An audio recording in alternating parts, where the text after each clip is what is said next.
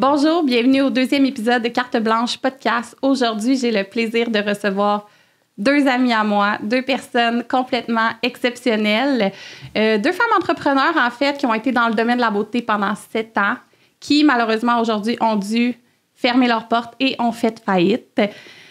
C'est rare que je fais ça. Là, j'ai des frissons, mais c'est rare que je fais ça. En fait, habituellement, j'ai l'occasion de toujours présenter moi-même mes invités. Mais aujourd'hui, je considère qu'il n'y a pas meilleure voix que la leur. Donc, je vais les laisser se présenter. Donc, j'ai Dalisa et Tania. Je vais commencer par toi, Dalisa. Salut, je suis vraiment contente d'être là aujourd'hui. Merci, Chariel. Mon nom, c'est Dalisa Jiménez. J'ai 35 ans. Je suis maman d'un merveilleux petit garçon de 8 ans et je suis artiste en maquillage permanent. Dans l'entreprise que nous avons eue, j'ai été à la charge de la formation des employés. Je me suis occupée du marketing. J'ai vraiment fait en sorte que l'entreprise brille à son maximum avec de la création de contenu et aussi avec les membres qui ont fait partie de notre équipe. Je m'occupais aussi de la gestion des ressources humaines. On a toujours partagé un peu nos tâches là-dessus. Puis, ça ressemble à ça. Parfait. Merci. Ben moi, je m'appelle Tania. Puis merci, Charelle, de cette invitation-là. Je suis un petit peu nerveuse aujourd'hui, mais j'étais avec ma blonde, l'état de notre relation. Mais on va l'expliquer pourquoi on dit ça. Mais aujourd'hui, en fait, je me suis réorientée un peu dans mon ancien domaine. Je suis technicienne juridique de formation. Puis là, aujourd'hui, je suis coordonnatrice des opérations d'une agence immobilière. Puis dans l'entreprise, bien, je m'occupais un petit peu de tout ça, la coordination, l'administration, tout ce qui était structure, processus, aussi la gestion des ressources humaines, toutes les idées, plus dans la vision de l'entreprise, management. C'était plus mon rôle. Super, je suis vraiment contente de vous recevoir aujourd'hui. On en parlait un peu avant. Là. Hier, j'ai commencé à lire les sujets, puis comme j'avais toujours envie de brailler, tellement que ça me touche, puis on aura l'occasion d'en parler. Donc, ça se peut que cet épisode-là soit challengeant pour moi. Moi qui laisse jamais paraître ma vulnérabilité. Donc, ça se peut qu'aujourd'hui, vous voyez tout ça. En fait, je vais commencer avec votre relation maintenant, justement. Oui. Comment que ça se passe, justement, deux propriétaires d'entreprise qui décident de fermer leurs portes, qui s'accompagnent là-dedans. Est-ce que vous êtes encore amis? Est-ce que vous entretenez? Je crois que oui, mais en fait, je sais que oui, là, je ne serais pas comme si je ne connaissais pas. Mais justement, comment ça s'est passé, ça? Est-ce que ça a été challengeant, justement, au niveau de votre relation? Là? Tania, j'y vais? Oui. Vas-y. Ben merci pour cette question-là, Chariel, parce que ça va vraiment mettre la clarté sur des relations d'affaires qui sont possibles d'être positives, puis dans l'amour avant tout. Et la force de l'entreprise que nous avons eue, là, au Studio Beauté, ben c'était ça, c'était notre relation qui était... on a les deux une belle intelligence émotionnelle. Fait que les choses ont pu être partagées dans la vérité, accueillies bien aussi. Fait que quand on est arrivé à la décision de faire ça, pour nous, c'était clair, puis ça a été dans le respect. On était déjà des amis, la confiance était là. Fait que ça l'a même... on s'est même dit, OK, là, après la fermeture, il va falloir apprendre à être amis et pas juste associés. Fait que on a une belle relation, puis je suis pleine de gratitude. Oui, bien moi aussi. Puis il faut savoir que Dalisa et moi, on ne se connaissait pas au moment où on a ouvert le salon. Fait que notre relation s'est bâtie en affaires. On a joué vraiment un coup de dé parce que ça aurait pu virer complètement de l'autre côté parce qu'on a partagé des choses tellement intenses ensemble, des hauts, des bas. Puis c'est pour ça qu'on se dit ma blonde, c'est parce qu'on était comme un couple. Avoir une entreprise, c'est quasiment un contrat de mariage, en fait. Ouais, signature, puis tu sais, c'est formel. Solennellement responsable, conjointement responsable. Puis à se parler tous les jours, avoir des conversations difficiles, parler de sujets que ça nous tente pas de parler. Parler d'argent avec une amie puis une associée, c'était pas toujours évident non plus financièrement, tu sais, de parler de finances, des conversations, d'énergie aussi. Puis on n'a jamais été dans l'accusation de l'autre d'en faire plus que l'autre. Les deux, on savait qu'on avait la même mission, la même vision. Ça a jamais été mis en doute, en fait, de l'implication d'une de l'autre. Exact. Tu sais, c'est sûr qu'on a... ça n'a pas été parfait, mais dans le fond, on a Qu'est-ce qui n'a pas été parfait? Parce que des fois, oui, ben, c'est sûr que des fois, justement, dans les conversations difficiles ou des choses comme ça, ben, ça nous challengeait chacune l'une de l'autre. On a beaucoup appris à se communiquer. Puis aussi, le style de communication de l'autre, on a appris, mais il y a toujours eu le respect à la base. Donc ça nous a aidés. Puis la confiance, c'est notre direction commune, là, comme tu as dit. Confiance, amour, respect, ce qui forge une relation là, dès le début avec quelqu'un que tu connais pas puis tu pars en affaires, c'est possible. T'sais. Puis en lien avec la fermeture, on savait les deux un peu, mais on n'était pas toujours à la même étape au même moment. Ça nous a pris chacune du temps pour processer, puis vraiment arriver à cette décision-là. Et chacune, on avait nos raisons également d'y arriver là. Et ça a été des longues discussions le soir, chaque jour, puis on devait continuer à travailler et mettre un beau sourire et faire semblant que tout allait bien, là. Donc, ça a été quand même challengeant comme bout, mais au final, on a toujours fini à se rendre à la même étape, là. Fait que oui, on est encore amis. On est encore amis, puis même des meilleurs amis. Hein? Oui, vraiment. Oui, je suis ta meilleure amie. J'ai pas le choix de le dire. En fait, je trouve ça le fun, vraiment, parce que comme des fois, moi, j'y ai pensé à travers mon parcours de m'associer ou pas m'associer. Puis à un moment donné, j'ai eu un de mes comptables qui m'avait dit, il n'y a aucune entreprise qui va réussir plus parce qu'ils ont quelqu'un d'autre, qui ont un associé, etc. Puis il ne faut jamais nécessairement aussi prendre un associé pour des décisions financières. Puis j'y ai toujours plus ou moins cru, en fait, d'avoir quelqu'un avec moi parce que j'avais aussi peur que quelqu'un ne soit pas nécessairement à mon niveau. Donc, moi, je protège beaucoup mes idées. Je suis extrêmement créative. Puis on dirait que j'ai pas envie de donner ma créativité à quelqu'un. J'ai pas envie que quelqu'un, à cause qu'à ce moment-là de ma vie, il y a un petit peu plus de pouvoir d'achat que moi, que là, ils prennent, mettons, mes idées ou quoi que ce soit. Fait que moi, je suis très, très selfish sur ma créativité. Puis je trouve ça le fun, vraiment, que je pense... Bien, vous êtes trouvés, là. Vous êtes, vraiment. Je crois vraiment plus que c'est comme un coup de foudre de... Oui, c'est vraiment ça. Puis, ce que tu viens de dire, il faut vraiment, Charelle, que je nomme quelque chose, là, c'est que tu as créé l'académie. C'est toi. Oui. Là, au Studio Beauté, c'est Tania et moi, c'est nos idées qu'on a formulées. Donc, quand on est venu devant nous, qu'on avait une décision à prendre, on me l'a proposé de continuer. Mais je pouvais pas continuer là, au Studio Beauté sans Tania, qui était... Mais si j'avais déjà mon entreprise... Puis intégrer quelqu'un, je comprends ce que tu dis, parce que c'est toi, tu sais. Fait que, en tout cas, ça, je voulais dire. Ça me fait penser, tu sais, si, exemple, les deux, on n'avait pas vécu ce chemin-là ensemble, puis qu'on avait les deux ouvert un salon, nos deux salons auraient été différents. Mais ensemble, il y avait une force commune, puis les idées, justement, se multipliaient. Puis il y a tellement d'idées qu'on a lancées aussi qui n'étaient pas bonnes, là, tu sais, puis tellement de choses qu'on a pris à travers. Ça a juste comme multiplié notre créativité, puis ça a fait ce que ça l'a fait à ce moment-là, ce qui était extraordinaire. Mais, tu sais, les deux...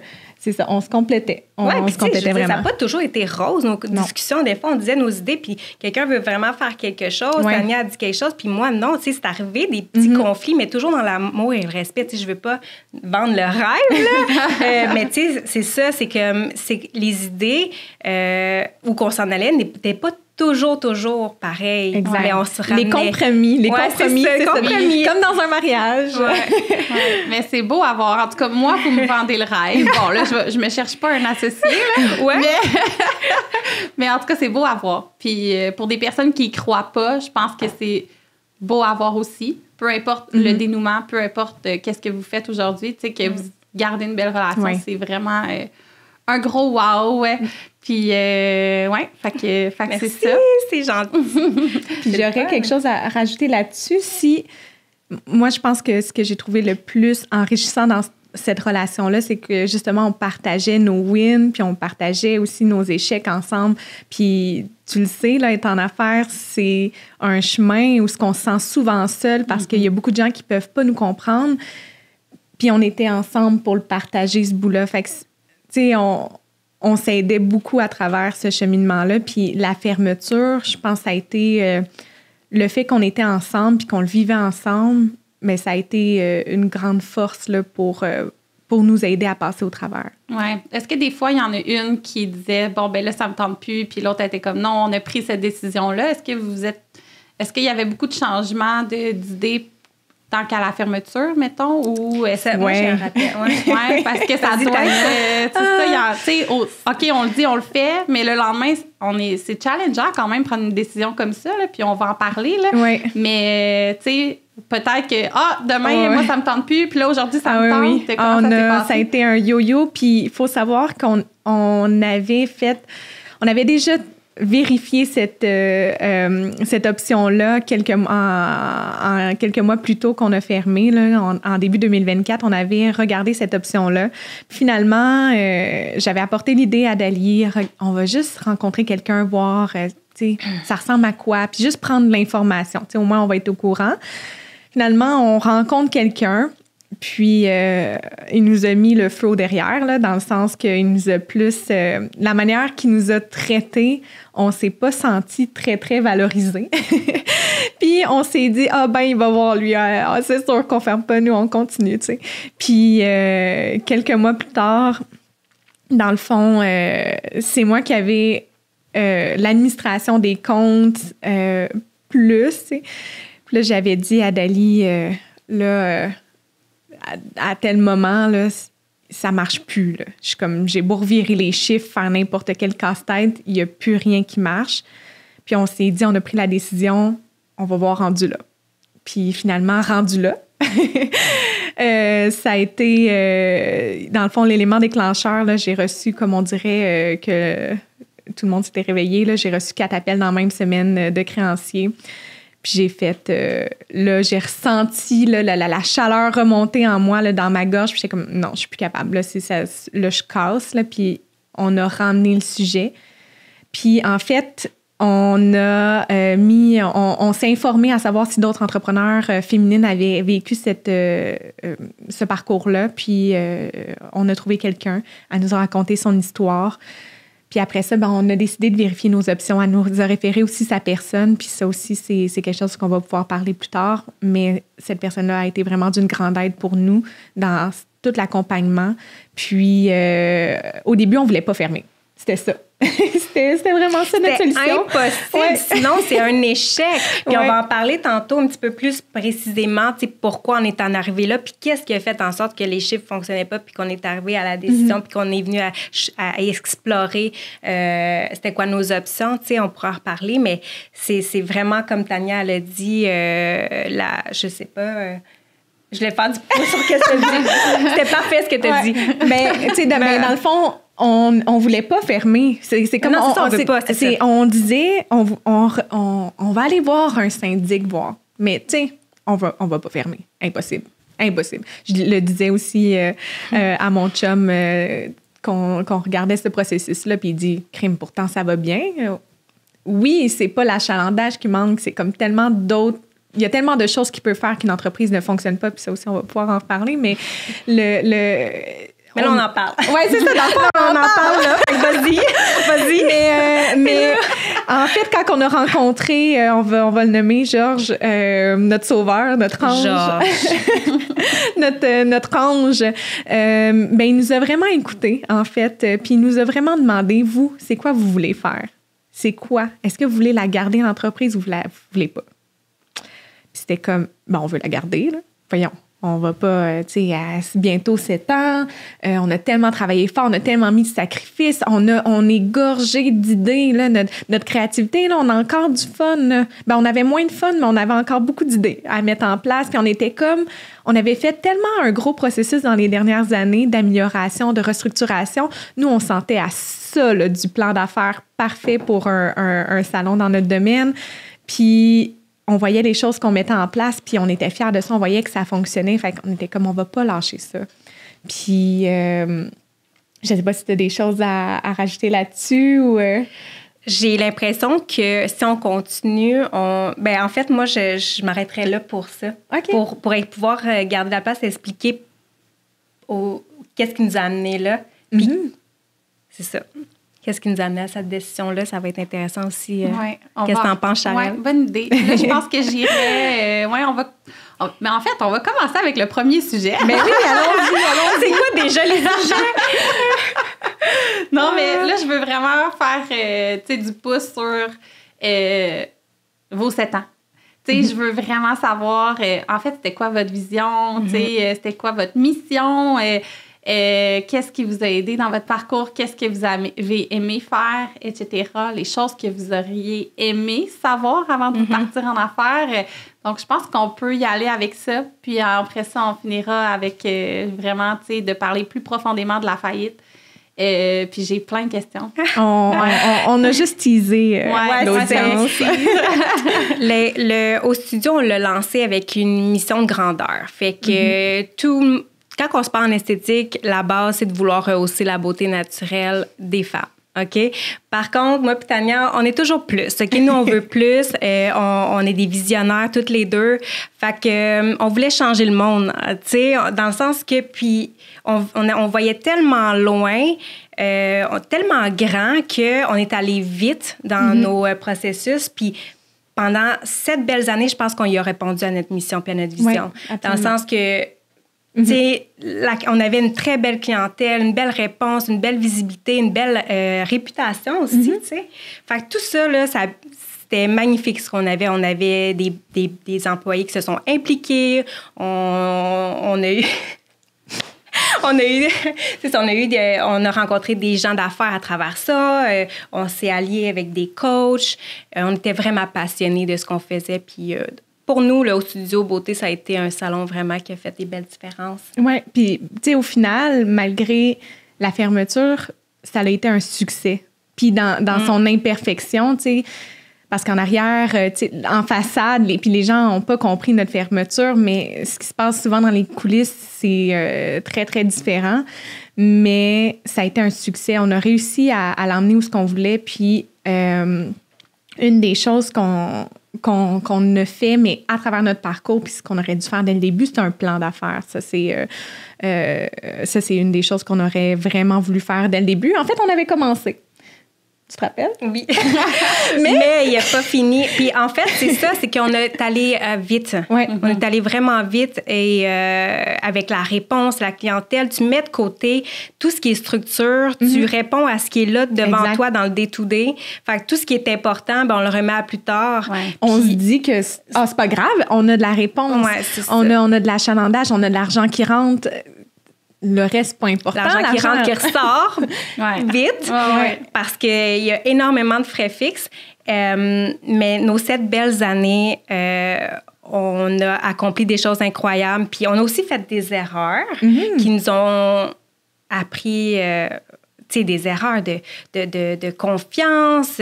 On a fait, à travers ça aussi, on n'avait pas une vision claire. Il y a beaucoup de choses. On peut revenir de ça, là, les erreurs, mais mais dans 7 ans, là, mettons. Puis on a parti, en fait, pour donner un petit parcours. On a commencé dans un tout petit local là, d'à peu près 900 pieds carrés avec, comme on dit, notre passion, notre vision en main. Pas beaucoup de structure. On s'était fait plus une checklist d'ouverture. Juste ça, tu sais, qu'est-ce qu'il faut faire pour ouvrir. Puis, moi, à ce moment-là, je travaillais à temps plein là, comme technicienne juridique. Dali, elle avait déjà sa clientèle qui était pleine, tu sais, elle débordait. Puis, on a ouvert un salon à travers ça. Et on a fait les rénovations nous-mêmes, je dirais plus les moi. Mais... j'ai fait autre chose. Oui, absolument. On se faisait le branding. Oui, absolument. Fait qu'elle, puis je me rappelle là, notre petite pancarte on avait tellement hâte de se faire afficher dehors, là, notre petite affiche là, qu'on a retrouvée dernièrement justement en fermant. Puis qu'on a brûlé. Ouais.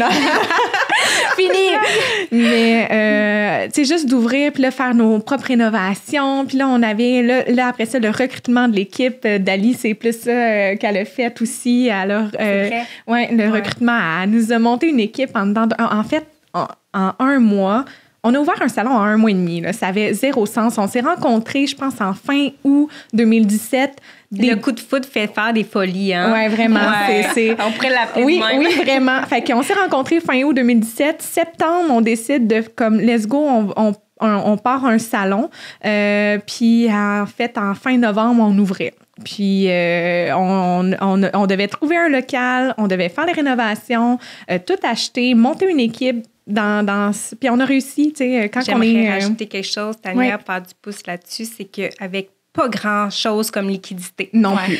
Pas beaucoup de sous. Non, vraiment pas. On a fait ce qu'on peut avec ce qu'on a, mais on a vraiment... On a fait ce qu'on peut avec ce qu'on a, mais tu sais, quand on est passionné puis qu'on veut faire de quoi, je pense que les moyens, ils arrivent. Oui. Il arrive à notre portée. Fait que c'est un peu ça qui est arrivé. On a réussi à négocier un bail commercial pour 1 an au lieu de comme minimum 3 ans. Là, dans les beaux commerciaux, c'est souvent au moins 3-5 ans. Et en plus, on a convaincu nos propriétaires d'investir dans le local. Tu te rappelles? Ils ont mis comme 4 000 $ dans les rénovations dans le local. Tu sais, c'est comme...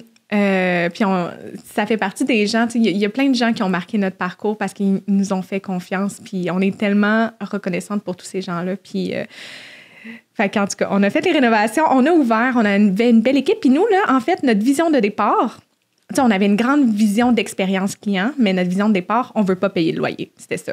C'est ça qu'on voulait. On voulait juste que nos propres services nous coûtent rien à faire. Fait qu'on a rassemblé des travailleurs autonomes, puis on a eu une belle...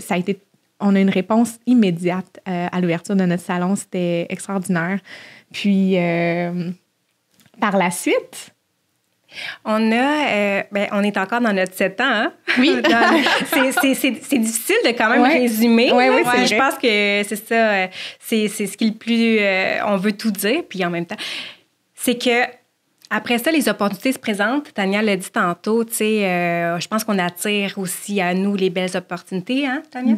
Puis après ça, on a la chance de devenir une école de formation. Ça a été l'élément déclencheur qui a fait qu'on est allé vite pour grandir vite parce que c'était pas prévu. Mais là, on a l'opportunité, donc il faut la saisir. On s'en va dans un 2500 pieds carrés. Oui. À 3500 par mois, à peu près. Avec les taxes. Puis, tu sais, encore là, pas de plan d'affaires. Mais on y va, on n'a pas l'argent pour aller vers là, mais on la trouve. On a eu des gens qui ont eu confiance en nous, puis, tu sais, c'était merci là, à ces gens-là. C'est plus dur de parler de ça, un peu, là. Peux-tu continuer, Tania? Je m'excuse. Fait qu'on on a grossi, on a triplé. Puis avec la même équipe. Puis là, en fait, en grossissant, ben c'est sûr que, tu sais, nous, on va l'appeler le syndrome de poule pas de tête. Là. On se l'est souvent dit, tu sais, justement, on est dans le jus tous les jours, puis on est juste en réactivité au lieu de prendre un recul sur notre entreprise, puis de réfléchir comme il faut, là. Mais tout s'est fait quand même. Puis, rendu là, notre local était plus gros. On avait de l'espace pour beaucoup plus de personnes. Fait qu'on commence à rechercher d'autres personnes. Et là aussi, les gens qui étaient en place, cette première clique-là, on va dire au studio 1.0, ça a été tellement vraiment une belle expérience avec ces personnes-là qu'on a vécues. Puis, certaines que c'est sûr qu'en ayant grossi, là, ils ont décidé là, que ça fonctionnait plus, ça répondait plus à leurs besoins. Fait qu'on s'est mis à recruter d'autres personnes. Puis on est toujours resté dans la vibe de s'affilier avec des travailleurs autonomes. Et pendant un certain temps. Et là, on s'est mis aussi à ajouter des postes. Et là, différents, là, parce que nous, on disait, on veut tout sur le même toit. Ça a été tous les services sous le même toit, puis on voulait être la référence au centre du Québec. Ça, c'était comme un peu notre première vision, puis fait qu'on a rodé là-dessus là, pendant quelques temps. Puis, par la suite, on a décidé que, on veut autre chose. On a rencontré des défis avec notre équipe de travailleurs autonomes. En fait, on voulait des gens qui suivent, parce que nous, on avait une vision vraiment précise, puis on voulait des gens qui aillent vraiment vers cette vision-là. Puis, on avait trouvé à ce moment-là qu'avec des travailleurs autonomes, c'était pas le modèle d'affaires qui nous permettait d'y arriver. Mais à travers ça, on avait une école de formation, là, juste pour le rappeler. Puis, que c'était un autre modèle d'affaires complètement...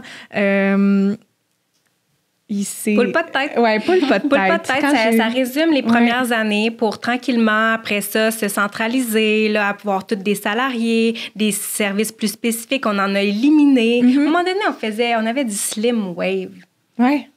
Ça avait mais pas ça rapport avait avec pas ce qu'on rapport avec faisait. ça. Ouais, en tout cas, peut-être c'est difficile à comprendre, mais c'est parce qu'on faisait, tu sais, on était éparpillés. Fait que tranquillement, on s'est centralisé. C'est dans la dernière année qu'on est vraiment devenu, tu sais, plus clair dans notre vision. Puis, tu sais, on peut s'arrêter là pour, tu sais, je sais pas, mais comme c'est vraiment ça. Hein? Oui. Mais après ça, on avait plus une tête. Là. C'était comme. Oui, là, elle a poussé avec les années. Elle était plus stable un petit peu. Puis c'est après combien? C'est après 6 ans, en fait? C'est après 5 ans que vous avez... que vous étiez plus clair dans votre vision? À partir de 5 ans qu'on a commencé à plus vouloir ralentir pour mieux observer la suite puis pour mieux... Tu sais, on était quand même dans un mode de poule pas de tête parce que c'est pendant toutes les années précédentes, c'est dans ce mode-là qu'on avait fonctionné, fait qu'on connaissait rien d'autre. Puis on devrait. Puis là, on s'est, à partir de à peu près 5 ans, on s'est dit qu'il faudrait faire nos on devrait. OK. Puis dans le fond, vous avez eu des travailleurs autonomes puis des salariés. Est-ce qu'il y a un modèle d'affaires que vous avez préféré? Est-ce que vous avez vu des différences entre travailleurs autonomes puis salariés? On va dessus là. On va là. Moi, je veux savoir, parce qu'on a une expérience quand même similaire. Donc, je suis vraiment curieuse d'avoir votre pouls là-dessus. Puis probablement que ça peut aider bien des gens, en fait. Oui, en fait, tu sais, c'est vraiment de savoir au départ c'est quoi qu'on veut comme entreprise. Puis nous, on l'a dit tantôt, on n'était pas enligné là-dessus. Moi, j'ai toujours été travailleur autonome, donc je crois que c'est ça, c'est ça de ne pas avoir de boss, c'est ça, je fais mon horaire, tu sais, l'argent va dans mes poches. Donc, j'ai eu cette mentalité-là pendant longtemps. Fait que quand on a commencé avec notre vision première qui était chacun nos affaires, chacun nos services, ben ça faisait du sens. Mais plus qu'on s'impliquait dans l'entreprise, plus qu'on avait une vision, plus qu'on avait de l'investissement à faire, de temps, plus nos travails, ben on s'est dit, ben là, faut penser à long terme, tu sais. Fait qu'il faut penser à des gens qui s'impliquent dans la mission, dans la vision. On peut pas avoir juste des personnes qui travaillent pour eux avec leur façon de faire, ça correspondra jamais à notre vision. Tu sais, ça l'éparpille, en fait. Fait que tranquillement, Tania apporte l'idée de salariés, d'employés, puis tu sais, c'est l'énergie, elle change au fait où qu'on devient responsable du succès de ces gens-là, on dirait. Fait que c'est comme si, travailleur autonome, on a moins de charges, on s'occupe moins d'eux autres, mais ça crée des conflits parce que personne ne s'en va dans le même chemin. Tu comprends un peu? Tu sais, je pense que vous savez qu'est-ce que je veux dire par ça. Puis après ça, ben employé, on n'a pas aimé ça, utiliser ce mot-là, là, on dirait. Non, on disait nos membres, notre équipe. Nos membres, notre équipe, mais ça ne change rien. Employé, il y a un comportement qui vient se créer, qui fait que l'entrepreneur, ou pas l'entrepreneur, mais le gestionnaire ou le supérieur. Le boss. Le boss. Et les gens t'appellent-tu boss? J'haïs ça, moi aussi. Je détestais ça aussi. Ouais. Mais un comportement qui se crée. Veux-tu rajouter quelque chose?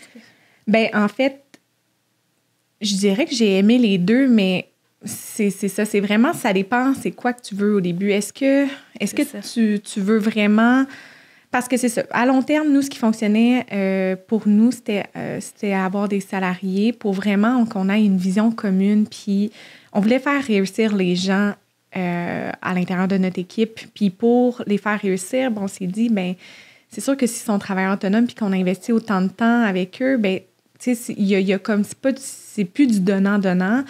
Mais l'autre chose, je pense que notre erreur a été de les traiter comme des travailleurs autonomes au début parce qu'on n'avait aucune structure non plus pour accueillir des employés, puis on a fait des erreurs là-dedans. On se disait, hey, nous, on aime ça être à notre compte. Fait qu'on va leur laisser la liberté qu'ils veulent, tu sais, ou qu'on pensait qu'ils avaient besoin pour évoluer, de bien évoluer dans leur cheminement. Mais plus qu'on avançait, on s'est rendu compte, hey, on n'a pas de structure, on leur donne pas de vision, on n'est pas assez clair dans ce qu'on veut. sais, puis tout le monde a besoin d'une direction. C'est dur d'être travailleur autonome parce que c'est toi qui te la donnes. Oui, c'est le fun, tu peux faire tout ce que tu veux, mais au final, est-ce que tu avances aussi loin que tu veux? Puis, on n'avait pas d'objectif non plus, ni dans la méthode qu'on remettait les salaires. Donc, il y a vraiment, on a appris sur le tas et ça, je le recommande pas. Mm-hmm. Je pense que, en fait, on finit toujours par apprendre sur le tas pareil. Là. C'est dur. Quand tu te lances en affaires, tu n'as pas un cours de droit du travail, puis tu n'as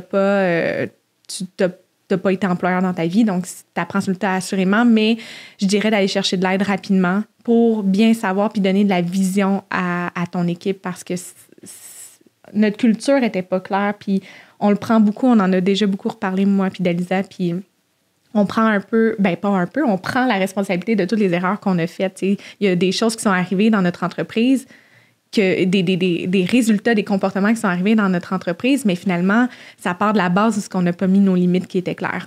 C'est dans notre attitude aussi, dans comme plusieurs choses qu'on... Charelle, sais-tu qu'est-ce qu'on s'est déjà fait dire dans un meeting? Parce qu'on faisait des meetings régulièrement. On s'est fait, à un moment donné, dire... c'est ça, si on continue de travailler aussi fort, ça va dans vos poches. Ouais. Fait que, comment tu t'es sentie quand on s'est fait dire ça? Nos poches étaient très trouées. Si c'était vraiment dans nos poches, hein, c'est comme... C'était insultant, c'était difficile de répondre à ça. Puis, tu sais, en même temps, comme si je me mets à la place à ce moment-là, je peux comprendre le pourquoi parce que, tu sais, ça roulait quand même, mais au final, c'est d'éduquer notre équipe de... L'argent, ça sert pas juste à payer des salaires ou quoi que ce soit, puis ça sert... Il y a tellement de choses que les gens ne voient pas en arrière d'un prix puis d'un revenu. Et l'autre chose, c'est que, puis ça aussi, ça a été une erreur qu'on a faite, c'est qu'on a toujours priorisé les autres avant nous. Puis, tu sais, dans le fond, pour être transparente... Let's go! Oui, tu sais, moi, puis Dalisa aussi, on a fait des sacrifices assez importants là, dans notre entreprise, là, mais je vais parler pour moi. J'ai été plus bénévole dans mon entreprise qu'autre chose. Tu sais, quand on arrivait à des décisions, quand on arrivait, puis il fallait faire une paye, puis qu'on était serré, bien, c'était toujours nos employés qui étaient payés en premier. Jamais, jamais, jamais on s'est priorisé avant. C'était comme, on voyait ça un peu comme une famille, tu sais, tu vas nourrir tes enfants en premier, puis tu vas prendre le reste s'il en reste. Puis c'est arrivé beaucoup de fois qu'il n'en restait pas. Fait que quand on recevait ça, c'était très, très insultant. Là, mais en même temps, je peux les comprendre parce qu'on n'avait non plus pas de vision claire, de clarté à leur donner. Tu sais, ça s'est développé avec le temps. Mais on n'avait comme pas mis dès la base une structure qui ferait qu'elle, parce que c'était une équipe de femmes, qu'elle se sentait en sécurité avec nous. Comme à long terme. Mais on dit ça, il y a aussi un autre envers dans le sens qu'il y a eu du plaisir, il y a eu comme plein de belles choses, mais si on décortique le tout un peu. Oui. Moi, je considère vraiment qu'il y a un gros gap entre les travailleurs autonomes et les employés. Mm-hmm. J'ai l'impression qu'un travailleur autonome, tu peux pas sortir le mindset d'un travailleur autonome à le mettre avec un mindset d'employé. Exact. Tu as soit un mindset d'employé ou tu as soit un mindset de travailleur autonome. Mm-hmm. Puis, les deux, ils ont de la misère pas mal à se mélanger, tu sais. Puis comme... Mettons, je compare beaucoup parce que moi aussi, j'ai eu des travailleurs autonomes, puis maintenant, je suis plus dans un modèle d'affaires de salariés. Puis, j'ai eu des filles dernièrement qui m'ont dit « Hey, je te rapporte-tu assez? » J'étais genre « Pardon? » J'étais comme « Quoi? » J'ai tellement pas... Je te rapporte-tu assez? Oui, on rapporte-tu assez à la business? On est-tu assez, tu sais? Mm-hmm. Okay. J'ai eu des... J'étais comme « Ben voyons donc, tu sais. Mm-hmm. Puis avant, c'était « Ah, elle se fait de l'argent sur mon dos. » Charelle, je donne tout mon argent. Mm-hmm. Mais comme, admettons qu'on parle d'un employé au Starbucks ou n'importe où. C'est facile de se plaindre. C'est facile se plaindre. Mais tu sais, admettons un employé au Starbucks, là, je sais pas combien ils gagnent de l'heure, là, mais admettons qu'ils ont fait 150 $ dans leur journée. Là. Ils se disent, moi aujourd'hui, j'ai fait 150 $, puis le Starbucks a fait 30 000. Tu sais, j'exagère dans les chiffres, là, parce que je les connais pas. Là. Ben, c'est exactement ça. Ils se disent pas ça. Ils vont travailler, ils sont motivés. J'ai des personnes qui travaillent que je connais qui travaillent dans des agences de marketing là, qui génèrent Ils sont contents de faire signer à leurs clients un contrat de 40 000 $. Puis eux, ils ont fait quoi? Dans leur journée, en signant ça, 200 $ de paye. Mais ils sont motivés, ils sont contents, ils sont heureux. Mais beau. Ça, c'est un mindset de salarié, d'employé, qui est complètement extraordinaire, qui est complètement à part des mindsets de travailleurs autonomes. Puis, c'est ça. Puis quand vous dites, puis je m'en allais le dire, tu sais, je pense que pendant vos 7 ans, vous avez mis en lumière tellement les gens avant vous. On est vraiment fiers là, du parcours qu'on a créé pour ces personnes-là. Mais moi, j'ai une question crunchy. Je vais juste ajouter quelque chose sur ton mindset. Je trouve ça vraiment, vraiment important, qu'est-ce que tu as nommé par rapport au mindset. Tu sais, c'est quoi le rôle que vous voulez dans l'entreprise? C'est quoi que vous voulez apporter? Puis croyez-vous en la vision? Mais est-ce que avec des salariés, tu sens tes épaules lourdes parfois? Oui, mais ça vaut le coup parce que j'ai l'impression que c'est plus clair et c'est plus facile de me rendre où ce que je veux aller. Tu sais, comme dernièrement, on s'implique dans plein de choses. Hier, on s'est impliqué dans dans une fondation avec des femmes d'affaires. Tu sais, je veux dire, voilà 2 semaines ou 3 semaines, là, je suis de la misère avec le temps. Tu sais, on a accueilli les gens d'affaires de Bromont dans le salon. Sans mon équipe, j'aurais jamais été capable de faire ça. Tu sais, on va être partenaire d'un gros festival également. Pour de vrai, c'est des choses que j'aurais jamais été capable de faire avec des travailleurs autonomes. Jamais. Tu sais, les gens sont là, ils sont pro l'académie, ils sont fiers, ils sont contents. Puis, comme là, des fois, ils sont comme, OK, Charelle, on en a un peu trop, mais c'est tellement plus facile de me rendre où ce que je veux. Tu sais, moi, je me suis retrouvée en janvier avec une business qui était complètement plus la même. J'avais l'impression d'avoir une nouvelle entreprise là, le 1er janvier avec tout ce que j'ai vécu. Puis, tu sais, comme j'ai fait mon premier gros inventaire de coloration parce qu'avant, les travailleurs autonomes avaient leurs propres produits, puis j'étais fière. Mais j'étais genre, tu sais, puis c'était vraiment bizarre parce que mon entreprise n'est pas nouvelle, là, tu sais, elle va avoir 3 ans, puis comme, j'étais genre, oh mon Dieu, ma première inventaire! Puis pourtant, c'était pas un salon neuf, tu sais, mais bref, tout ça pour dire que, tu sais, comme, il y a une certaine fierté, il y a une certaine, tu sais, quand on a des grosses visions, je pense qu'on n'a comme pas tant le choix d'y aller avec ça. Tu sais, s'il y en a que ça fonctionne, tant mieux. Mais je pense que les 2 modèles ont leurs avantages puis leurs inconvénients. Puis je pense que ça dépend vraiment de ce que tu veux. Ça dépend. Mais il y a des risques. Il y a des risques, c'est trop ça. de risques. Mais ça dépend de la vision de ton entreprise. Tu sais, c'est sûr que si on... Tu sais, je pense que les travailleurs autonomes, c'était un peu le constat qu'on avait fait, c'est qu'on donnait beaucoup, puis dans le fond, on donne de nous pour qu'ils puissent mieux réussir ailleurs à un moment donné. Puis c'est correct, tu sais, ça fait partie. Puis pareil, les employés quand même, là, tu prends le risque qu'ils prennent ça dans leur bagage à outils puis ils l'appliquent ailleurs, puis c'est correct, mais tu sais, tu as fait le choix. Tu sais, c'était un risque de pris dès le départ, puis que tu assumes, tu sais, dans le fond. On a été un coup de main dans leur parcours, mais... je pense que j'ai mieux aimé les employés malgré la charge, mais c'est ça. Tu veux-tu parler de la charge? Je vais faire ce cours, mais la charge, la lourdeur, puis moi, mes épaules, j'avais de la misère à les traîner, même si je suis forte, là, mais tu sais, c'est ça, j'étais comme tannée de me faire dire que j'étais forte parce que dans le sens que je supporte, j'étais sur le plancher avec l'équipe. Moi, tu sais, j'ai toujours, puis elle a toujours reçu qu'est-ce que j'avais à dire, à nommer là-dessus, mais je trouvais ça très difficile d'avoir le succès des autres autour de mes épaules. La création de contenu, pourquoi tu m'as pas publié cette semaine? Tu sais, cette semaine, j'ai pas de clients, qu'est-ce que je fais? Ben là, tu sais, toute cette charge-là, cette lourdeur-là de porter le succès puis le bonheur de notre équipe sur mes épaules, mais à un moment donné, ça le fait que aussi ça fait partie du pourquoi. Est-ce que tu le portais autant de la même façon, le succès des travailleurs autonomes que Non. Ouais. Travailleurs autonomes, c'était plus facile parce qu'ils s'impliquent. Il s'implique plus naturellement. Quelqu'un qui est autonome, y a-t-il un autre terme que travailleur autonome? Non, OK. On dirait que j'aime. C'est comme... c'est un terme. Oui, c'est ça. Fait que, tu sais, il s'implique plus naturellement. Un salarié, on dirait que des fois, il faut que tu tires dessus, surtout quand, comme nous, on avait une vision qui n'était pas assez claire. Oui. En tout cas, moi, je trouve que mes salariés s'impliquent plus.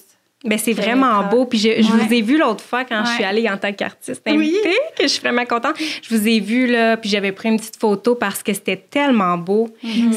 en plein milieu, personne n'a de client, mais qu'est-ce qu'on fait? On brainstorm. Oui. J'ai jamais vécu ça. On va te le dire, là.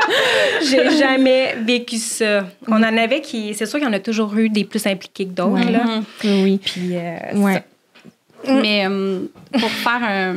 pour revenir là-dessus aussi, puis je vais comparer à l'entreprise qui est à côté de la mienne, le Frier. C'est souvent comme le discours que j'avais quand j'avais des travailleurs autonomes, c'est tu t'en vas manger tes 2 œufs bacon là, le lundi matin. Là. Que ce soit Jonathan, Joanie, Sylvie ou je donne des noms au hasard, qui te fait tes 2 œufs bacon. Là. Tu vas quand même manger tes 2 œufs bacon, même si ta serveuse qui est là depuis 1 an ou Jonathan ou n'importe qui, et puis là, demain matin, tu vas quand même aller manger tes 2 œufs bacon. Tandis que moi, je trouvais qu'avoir des travailleurs autonomes, c'est de laisser mon avenir dans les mains de d'autres personnes. Parce que peu importe ce que je vais faire pour essayer d'élever l'entreprise, eux, ils s'élèvent en même temps. Mais la journée qu'ils décident de partir, puis ça l'arrive, ils partent. Tu sais, on se cachera pas, là. Ils partent souvent avec une grosse partie de ce qu'on a bâti. Donc, on est comme... On pourrait travailler travailler vraiment, vraiment intense pendant 5 ans et tout perdre 5 ans plus tard. Ouais. Moi, j'ai de la misère avec ce concept-là de laisser mon avenir dans les mains des gens. J'étais mal à l'aise avec ça à la fin parce que au début, quand que tu te pars en affaires puis que tu as une équipe, on rêve un peu, on est comme notre équipe. On va tellement leur donner, on va tellement les aimer, on va tellement tout faire pour eux qu'ils vont rester tout le temps. Ouais. Ça va être l'équipe de la on va les étouffer. Oui, c'est ça. Pour toujours. Puis, tu sais, comme...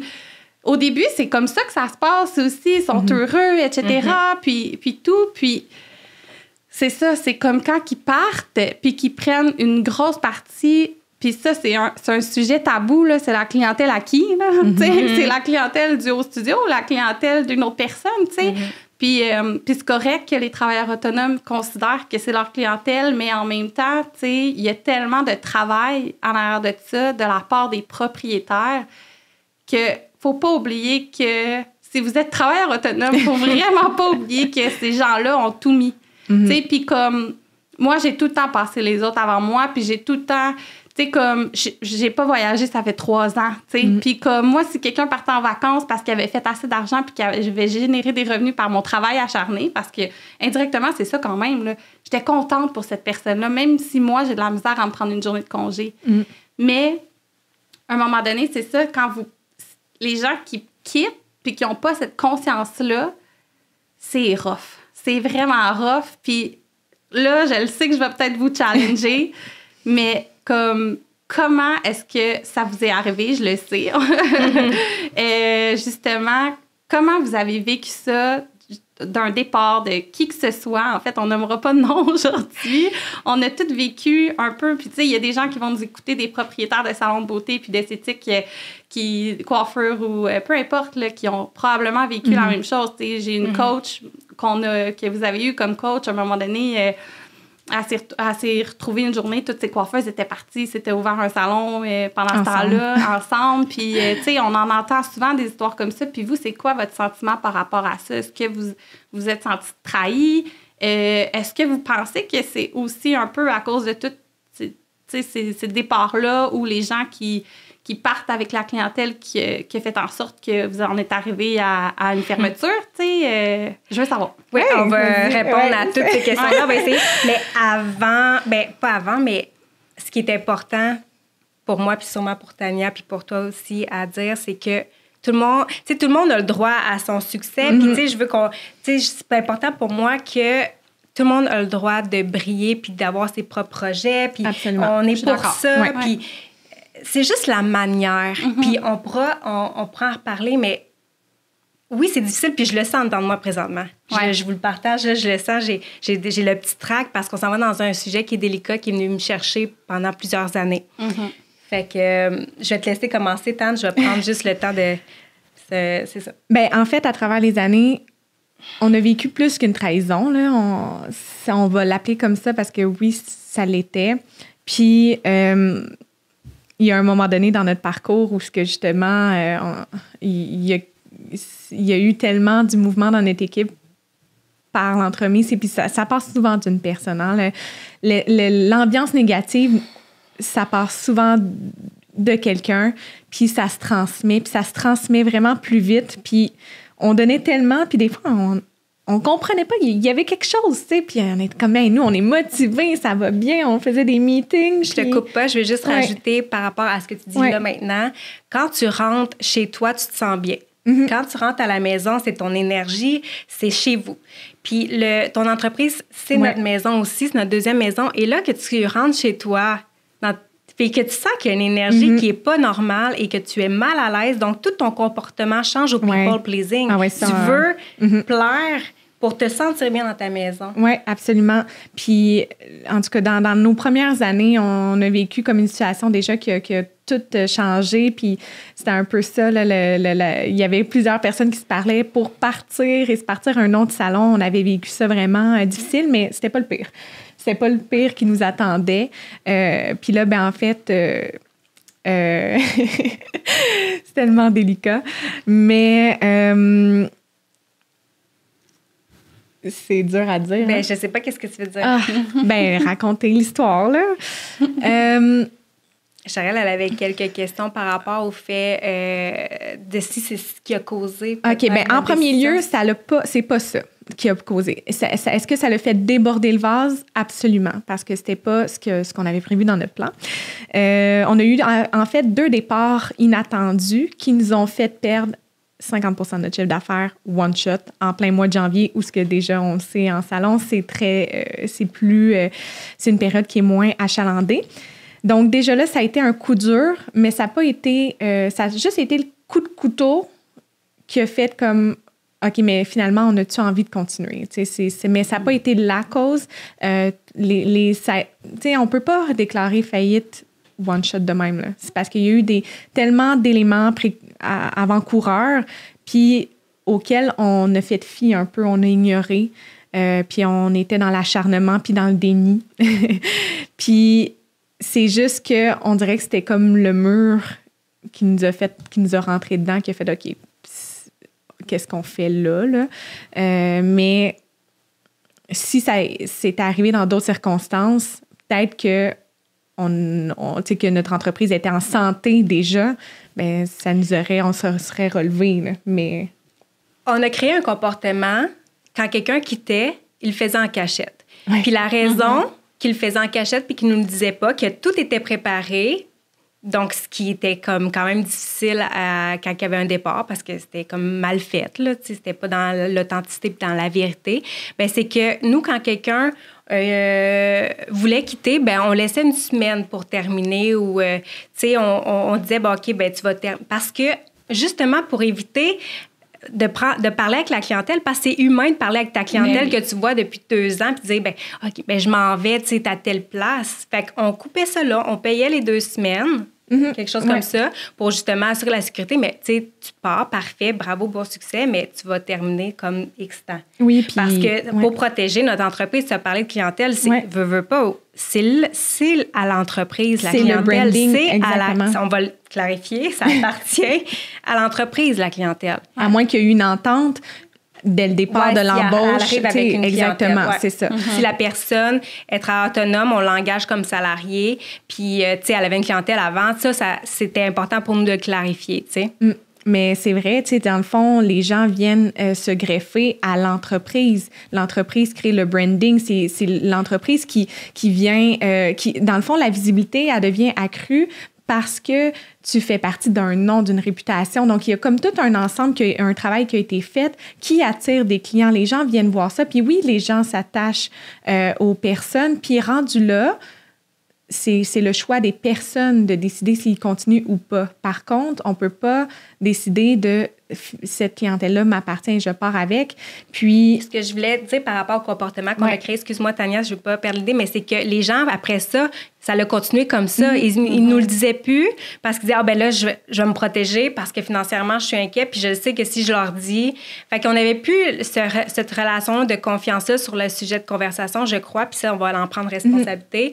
Mais comme ils nous le cachaient parce qu'ils pensaient que demain, ça va être ta dernière journée. Ouais. Mais comme on sait, à chaque fois qu'on a eu la discussion, si tu nous avais parlé dans l'authenticité, on est des bonnes personnes, on a un grand cœur, on t'aurait pas Puis il y a plein de beaux départs qu'on a eus dans notre entreprise qui ont démontré le contraire, mais certaines, c'est sûr que quand la personne elle faisait ça dans le dos, ben c'est sûr que ça peut pas bien se terminer, là. Tu sais, ça reste qu'on doit protéger l'entreprise. Ouais, fait que les gens avaient cette perception-là par rapport à quelques situations qui avaient mal été, mais il y avait des choses que les gens n'étaient pas au courant non plus dans ces relations-là.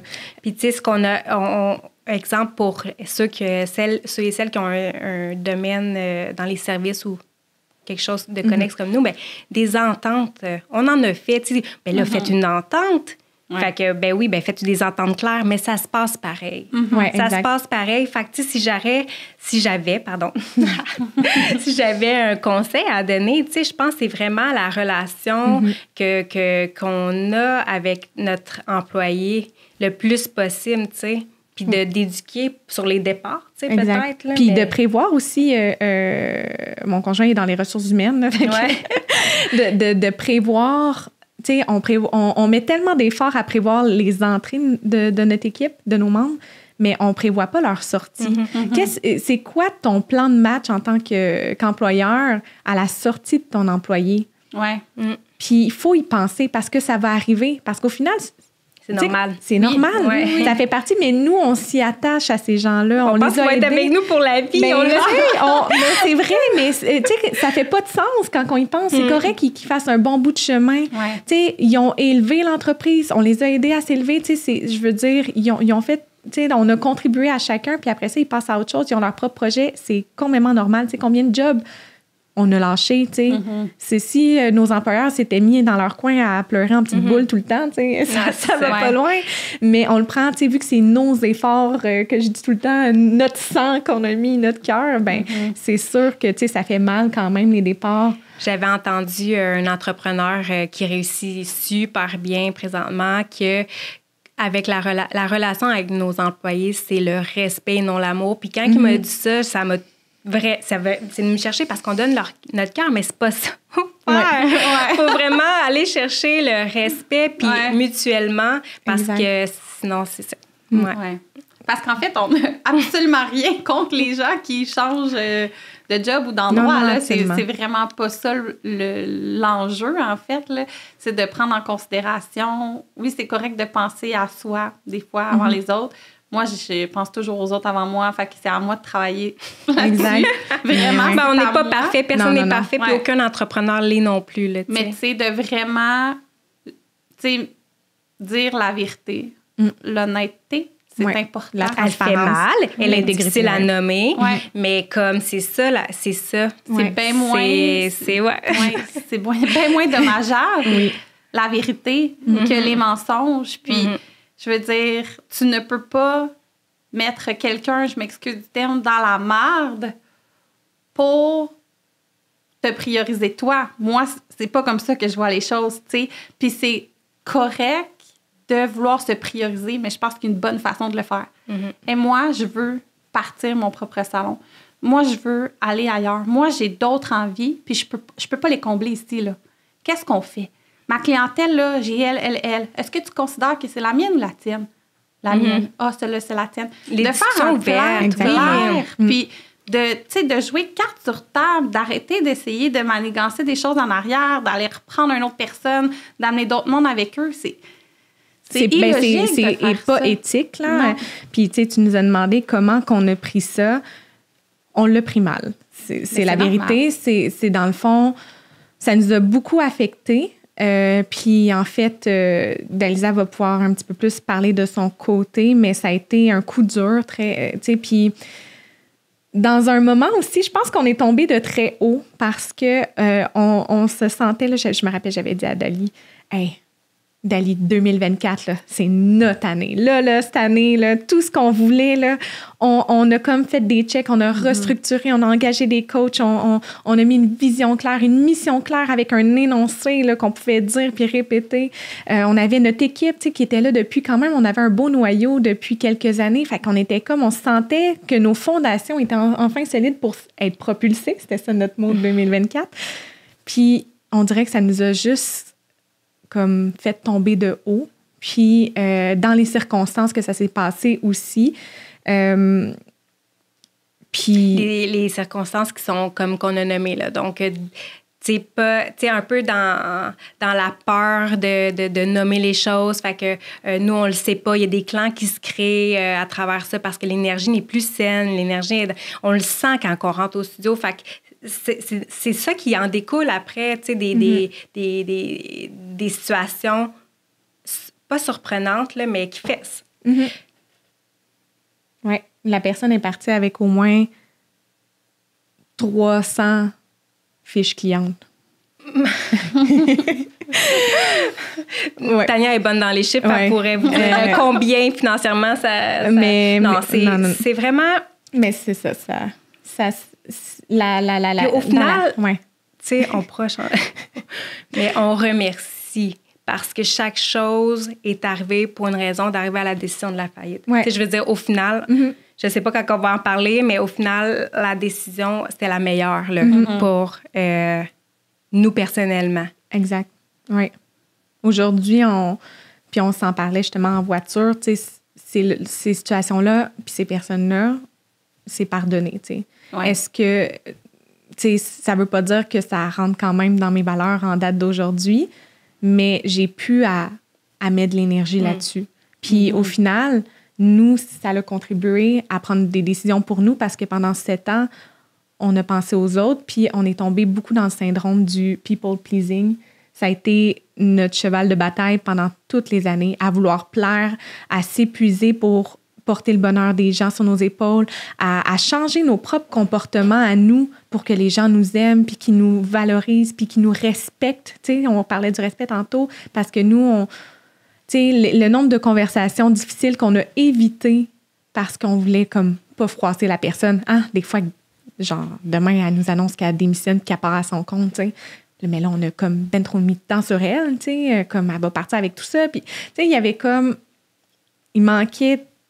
C'est ça. On a manqué de leadership puis de maturité gestionnaire, là, tu sais, je veux dire... T'avais 23 ans? Oui, quand on a parti ça. 28? Ouais, 27. Oui, fait qu'on était mais on a appris beaucoup là-dedans, puis je suis sûre que, tu sais, je veux dire, on a fait aussi plein de belles choses à travers ça. On a eu des belles idées. Je pense qu'on a été quand même assez rassembleuses, puis on a offert un environnement qui était positif, là. Ça, j'en suis certaine. Toi, tu as-tu déjà pensé à fermer? Oui, vraiment, souvent. Puis je dis pas faillite parce que c'est une décision faillite, c'est propre à nous, tu sais, des fois, à fermer les portes. Là. Souvent, puis quand que j'ai appris, il y a une petite mouche, là, mais quand j'ai appris que vous fermiez, j'ai braillé en petite bouche. Il y en a d'autres qui m'ont dit ça, d'autres entrepreneurs. Puis j'ai fait, wow, parce que moi, je le vois vraiment comme du courage. Puis comme, c'est vraiment, c'est drôle à dire, là, mais moi, je trouve ça beau. Parce que vous avez pris la décision de vous prioriser, ce que vous n'avez pas fait durant les 7 dernières années. Puis, je connais pas nécessairement c'est quoi gérer d'autres types d'entreprises qui sont pas dans les services, mais je trouve ça particulièrement difficile, moi. Puis je trouve qu'on a énormément d'enjeux qui sont pas nécessairement partagés par d'autres domaines.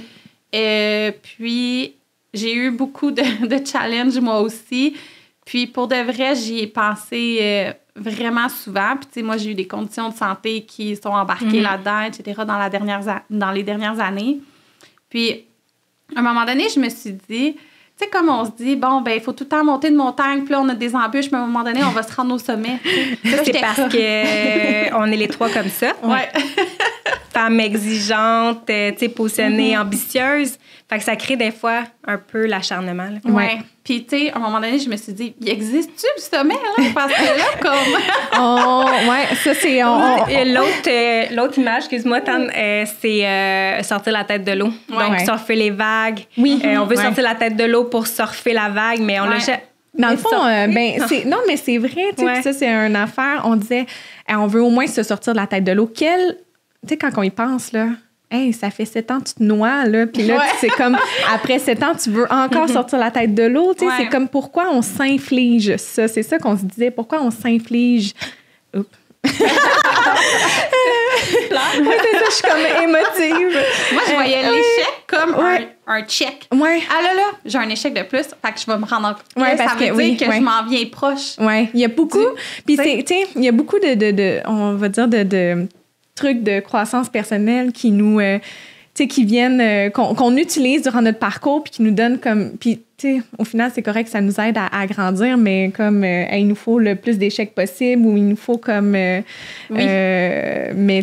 c'est pas nécessaire de se faire du mal. C'est pas nécessaire. On peut construire une entreprise dans le plaisir, on peut être structuré, on peut être entouré des bonnes personnes. Mais dans le domaine des services, c'est difficile parce qu'on gère l'humain. Oui. On gère l'humain qui a toute sa personnalité, qui a sa couleur, qui a son énergie, qui a son talent. Puis là, nous, on essaie de contrôler le résultat. On essaie de contrôler ce qui rend à la clientèle. Tu sais, exemple, une coiffure. Tu sais, c'est comme... C'est pas standardisé, là. Puis nous, on essayait quand même de créer ça, ce standard-là, mais c'était peut-être pas...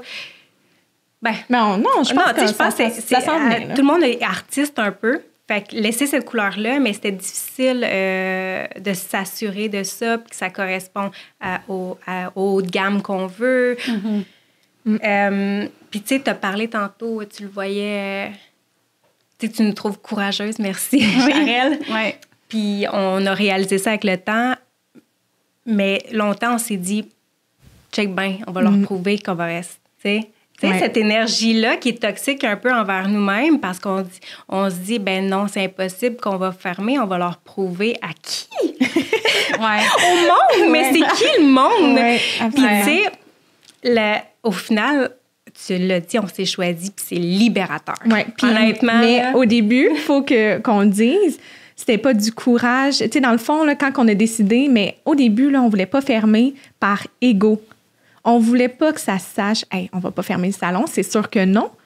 Tu sais, qu'est-ce que le monde va dire, là, ça fait... C'est qui le monde? Ouais, exact. C'est qui le monde? Tu sais, encore dans le people pleaser, puis c'est comme... là... Puis on s'est rendu compte, hey, c'est plus de la persévérance qu'on fait, là. C'est de l'acharnement. Ça ne sert plus à rien. On veut se rendre malade. On a même plus de fun. On a plus de plaisir. Exactement. C'est comme, on veut accomplir quoi? On veut prouver quoi? C'est comme, finalement, c'est qui en mange les conséquences? C'est nous. C'est qui a la misère à faire son épicerie? C'est qui a la misère à avancer ses projets? Fait que ça sert à quoi cette... fait que c'est vraiment la réalisation qu'on a fait. C'est ça qu'on a décidé de faire faillite. Puis c'est plus le avant de prendre la décision qui a été difficile, mais au moment qu'on l'a pris, vraiment, les épaules sont devenues légères. On a pu enfin voir qu'on avait une porte de sortie parce qu'on se demandait tout le temps comment qu'on va faire pour revirer le bateau de bord. Comment? Tu sais, puis comment... Il y a plein de choses qui ont fait qu'on est arrivé là, puis on dirait qu'on surfait, le fil était mince, là, mais on réussissait toujours à le garder. Il tremblait, là, mais... des fois, il s'effilochait, puis il ressort solidifié. On était bonnes. On a été des bonnes jongleuses. On a été hyper créatives. On a vraiment amélioré notre skill set de résoudre des problèmes. Je pense que c'est un des plus grands atouts qu'on a aussi acquis, là. Mais ça reste qu'à la fin, c'était rendu de l'acharnement. C'était plus de la persévérance. Tu sais, les filles, un couple, là, on montre juste le beau, là, on montre le beau aux gens quand tu es en relation de couple, exemple, mais c'est la même chose dans l'entreprise, on montre que le beau. Fait que les gens, c'est sûr que ça va bien, là, tu sais, c'est sûr que le studio, ça roule, c'est sûr que tout va bien, puis on a une belle clientèle, mais au final, la fondation ne va pas bien. Fait que quand tu arrives avec une décision comme ça, les gens sont super surpris, puis on le savait, puis on n'avait pas envie de le nommer, ça, là, tu sais. Puis, je me souviens plus où que je m'en allais avec ça, mais c'était un peu l'idée de... Ça a l'air beau, mais il y a eu des fissures qui ont commencé, on n'est pas obligé de développer, là, mais au COVID, on a contracté des prêts, puis là, tranquillement, les gens commencent à se réaligner, à partir, à revenir. On forme les frais de formation, Charelle. Quelqu'un, tu sais, je veux dire, pendant un an, on paye là, le client pour qu'il vienne faire ses cils. Tu sais, on paye... Absolument. Anna serait bonne pour parler de ça quand on a réalisé ça, mais pendant plusieurs années, là, tu sais... Oui, mais en fait, une des choses là, qu'on aurait aimé faire ou savoir, ben même pas savoir, là, aimer faire, c'est de l'aveuglement volontaire, là, on le savait. Mais, tu sais, dès le départ, là, il faut avoir un plan d'affaires. Peu importe si tu ne le suis pas, aie un plan d'affaires. Deuxième chose, entoure-toi des bonnes personnes dès le départ aussi. Puis je pense que pour avoir côtoyé beaucoup d'entrepreneurs, les gens n'aiment pas les chiffres. Hein? Ils disent ça. Là. Moi, j'aime ça, tu sais, avoir une entreprise. J'aime ça. Ben, c'est parfait. Je détestais ça. Mais tu sais, il faut que tu aimes tes chiffres. Puis si tu les aimes pas, trouve quelqu'un qui les aime pour toi parce que ça coûte trop cher dans plein d'autres choses de pas bien les gérer. Puis nous, on a une méchante claque en 2023, fin 2022-2023, quand on a réalisé nos chiffres, c'était quoi vraiment? Là? Notre liste de prix était basée sur le feeling, sur le marché, de ce que les membres de l'équipe étaient capables de charger, parce que souvent, on pouvait amener une tarification, puis comme, ben là, je suis mal à l'aise de charger ça aux clients. Fait que, tu sais, on revenait au people pleasing. Exactement. Fait que tout ça, tu sais, on n'avait pas contrôlé nos coûts dès le départ. Donc là, c'est sûr que ça va pas super bien à partir de là. Puis, pour en revenir, c'est ça, de trouver quelqu'un qui nous aide à les aimer, à les comprendre, puis à les transformer. Puis, parce que c'est ça, ça coûte trop cher, toutes les conséquences. Ça coûte, parce que souvent, les gens disent « Ah, mais là, j'ai pas d'argent pour ça, de payer une technicienne comptable ou de payer un professionnel. » Mais pourquoi tu es en affaires? Si tu n'es pas capable de payer quelqu'un qui peut t'aider, ça va te rattraper éventuellement parce que ça coûte cher. Ça nous a coûté cher en santé mentale, financièrement. Ça a été dur dans le quotidien, tu sais, à faire des affaires simples. Tantôt, j'en ai parlé, mais comme on se payait pas, tu sais, on s'écrivait « Hey, cette semaine, ça va être difficile l'épicerie. » Tu sais, manger, là. Tu sais, c'est comme on avait toutes des choses simples puis que on se gâtait pas, là. Tu sais, c'était tellement, tu sais, les gros sacrifices, puis on payait les autres. Puis après ça, ben nous, comment qu'on l'a vécu? Après ça, quand certaines personnes nous trahissent, on est comme, mais pourquoi on a fait tout ça? Exact, ouais. Tu sais, pourquoi on s'est autant sacrifié? Puis au final, puis c'est ça qu'on disait au début, la faillite, c'est un échec. On a fait tout ça pour rien, pour des miettes. En plus, pas des miettes, hein, des milliers de miettes. Mais après ça, quand on fait un recul là-dessus, ben on aurait tout pu prévenir ça. Oui, c'est ça. On en prend responsabilité. Tu sais, pour nous, c'est important tu sais, que on prend responsabilité de nos actions, qu'on a appris à travers ça, puis qu'au final, on a créé des chemins pour les gens qui sont venus à travers nous. Je pense qu'on a inspiré, je pense qu'on a apporté. On ne se l'est pas tout à fait, on ne se l'est pas fait dire. On se l'est pas fait nommer. Des fois, on se l'est fait dire. Oui. Bien, quand même, il y a eu des gens qui ont eu beaucoup de reconnaissance pour ce qu'ils ont appris au studio, puis tout ça. Puis c'est ça. C'est quand même très, très valorisant pour ce qu'on a impliqué, ce qu'on a fait comme sacrifice, tu sais. Oui. Puis, tu sais, aujourd'hui, ben c'est sûr qu'on est des personnes complètement différentes grâce à ça. Puis je pense que à recommencer, on n'aurait pas pu faire différent avec les connaissances qu'on avait à ce moment-là. Puis c'est correct. T'sais, aujourd'hui, on le prend, puis on avance tout simplement avec ce qu'on a appris. Là. Puis je veux revenir sur l'ego. Drummondville, c'est un peu comme... Oui. C'est place, là. Oui, c'est tout le monde... tout le monde se connaît, à peu près, tout le monde connaît les potins. Ouais. Parce que moi, souvent, je sais pas si c'est vous aussi, mais quand ça allait mal, puis j'étais comme, je continue dessus, tu sais, je suis en train... Ça fait pas de sens, j'ai des problèmes de santé, je suis brûlée, tu sais, plein de choses, là. On le sait, là, puis il y en a une liste, là, des fois, puis... Moi, je me disais souvent, si mon salon il était à Montréal, ça ferait longtemps que j'aurais fermé. Sans vouloir dire. Pour l'ego, je comprends. Parce qu'il y a tellement de monde qui te regarde. Oui, puis c'est comme un petit village où que tout le monde, tu fais un pas de travers, puis tout le monde est au courant. Puis tu sais, comme... Moi, c'est ça que j'ai trouvé vraiment difficile des fois, c'est que tout le monde a son avis. Tout le monde a son avis sur ta façon de gérer ta business. Puis je suis comme, ben voyons, tu sais, comme... Les avis positifs, on va les prendre. Mais ça fait du bien. Oui. Mais je trouve ça difficile que... Tu sais, c'est ça, il y a beaucoup... c'est encore difficile.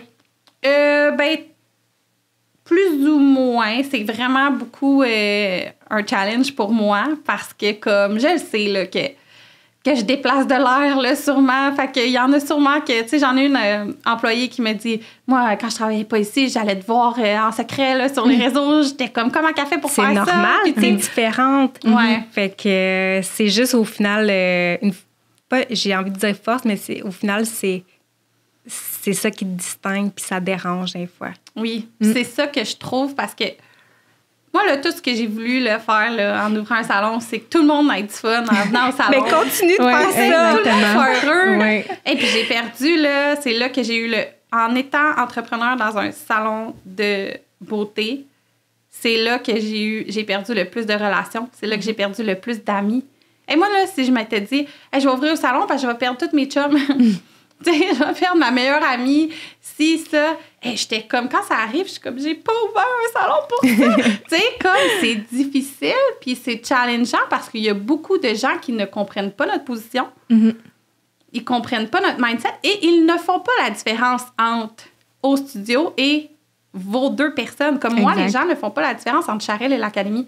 Mais même si j'ai l'air d'être l'Académie, je ne suis pas l'Académie. Je suis Charelle et l'Académie est l'Académie. Mais c'est extrêmement difficile d'essayer de faire comprendre ça. Tu sais, des fois, je disais aux filles, OK, là, je te parle en tant que l'Académie. Je te parle pas en tant que Charelle. Tu sais, à un moment donné, comme arrêter de mettre les deux ensemble, puis c'est correct parce que c'est moi qui représente un peu tout ça. Mais comme de là, de perdre des gens, d'avoir que des gens te regardent même plus en te croisant dans la rue parce qu'ils sont pas d'accord avec des décisions professionnelles que tu as faites. Je suis comme, c'est l'Académie qui a pris cette décision-là. Ça me fait penser à, tu sais, justement, dans la dernière année, tu sais, là, au studio, c'est une entité distincte. Elle a sa propre personnalité, elle a ses propres valeurs. Elle a un énoncé, c'est une personne. Fait que, mais c'est sûr que cette personne-là reflète un peu de nous, mais c'est des morceaux de nous. Tu sais, c'est pas tout, mais je te comprends en fait, ce que tu m'as... Tu sais, j'ai le goût de te poser une question aussi. T'es qui si t'as plus l'Académie? C'est une très bonne question. Charelle, elle est qui? Elle est quoi? Elle aime quoi? Elle fait quoi de ses temps libres si tu n'as plus l'Académie? C'est vraiment une bonne question. J'ai l'impression que par ma personnalité, d'emblée, je me lancerais dans un autre projet tout de suite, d'un coup. Tu sais, puis j'essaie de faire ce travail-là sur moi-même, justement. Tu sais, je suis comme dans un parcours d'entrepreneurs qui ont souvent plus de difficultés. Donc, tu sais, comme moi, j'ai eu des difficultés aussi. J'en ai eu financières, j'ai eu des difficultés de santé, j'ai eu des difficultés de plein de choses.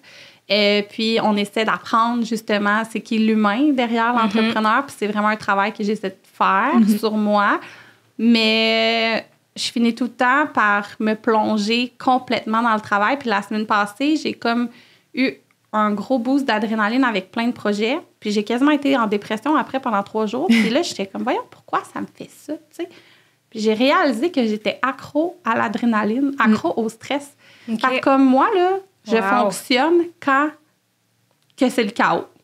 Moi, je fonctionne bien quand c'est tellement toxique. Mais je pense que je pense que beaucoup d'entrepreneurs... Mais moi, je me reconnais. Ben moi aussi. Moi, je veux dire, c'est ça. Je me reconnais. C'est comme, arrête de me décrire. Là. C'est vraiment ça. Là. Mais je pense que beaucoup d'entrepreneurs, c'est ça, parce que c'est de l'adrénaline. Tu sais, c'est... Oui.